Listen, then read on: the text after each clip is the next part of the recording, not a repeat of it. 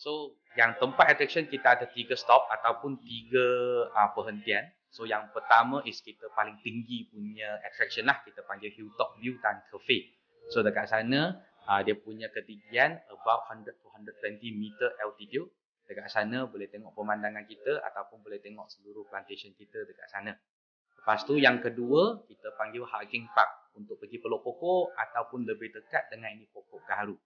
So di mana pokok ni atau dekat sini kita punya negative ion punya dia punya kuantiti agak banyak. So dia baik untuk healing ataupun kita panggil healing effect untuk chronic disease seperti sakit jantung ataupun penyakit seperti kencing manis, dia boleh tolong lah. Ataupun dia baik untuk distress, untuk kurangkan stres yang kita ada. So yang dekat tempat kedua untuk pergi peluk pokok ataupun lebih dekat dengan nature. Dan yang ketiga kita panggil Lovers Park. So dekat sana sebenarnya adalah salah satu nature walk kita panggil. So dekat sana 850 meter punya trekking, boleh terus turun sampai tempat yang kita naik van tadi ataupun yang tempat starting point kita. So from sana kita boleh tengok ada kolam ikan, ada mural painting, wall painting, 3D painting, ada waterfall. Dengan highlight kita ada 2 pokok besar dekat sana. So satu kita panggil pokok ara, satu lagi pokok merbau. So 2 pokok ni usia dia dekat 100 lebih tahun dan pokok tu dia tumbuh secara sekali atau kita panggil intertwining.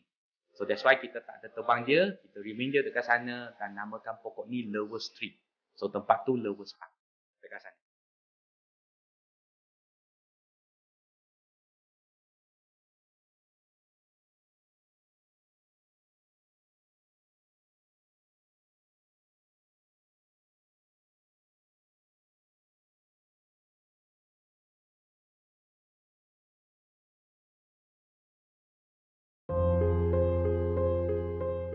So pokok gaharu ni sebenarnya dekat sini kita tanam dia secara organik, kita tak ada guna chemicals ataupun pesticide ataupun racun-racun.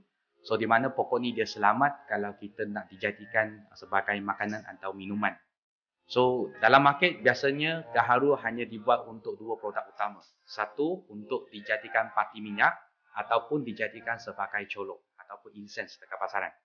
So tapi dekat sini kita pokok yang kita ni pokok hybrid di mana dia hybrid daripada 12 jenis pokok gaharu yang boleh makan ataupun selamat diguna kepada satu. Dan itulah kenapa nama brand kita dipanggil Hoga. Full name is Holistic Gaharu. Stand for 12 campur dalam satu.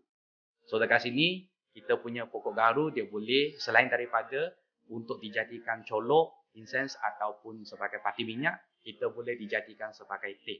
Teh gaharu ataupun noodles ataupun kita panggil kombucha lah, vinegar teh dan lain-lain punya produk.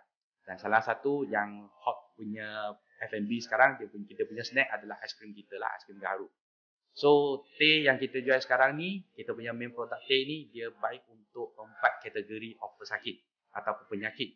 Yang keempat-empatnya, satu adalah kepada penyakit seperti penyakit kencing manis. Yang kedua untuk uric acid ataupun kita panggil gout.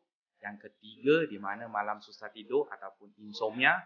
Dan last sekali ada angin dalam perut, senang dapat angin dalam perut. Dia boleh tolong untuk 4 kategori ini.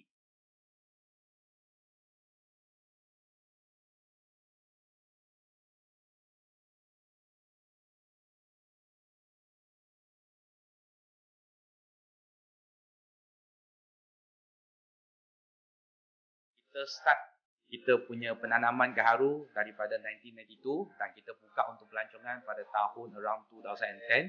So until now sudah dekat 31 tahun dan kita punya future planning untuk the coming next few years adalah seperti untuk next year.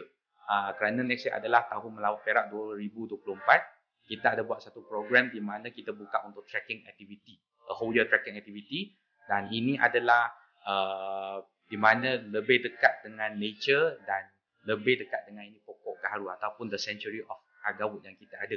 So dekat sana along the whole year kita akan jalan 6 different track ataupun 6 different jalan yang di mana ada different difficulties, di mana ada certain yang akan masuk hutan, ada certain yang akan dapat breakfast dekat dalam hutan macam tu.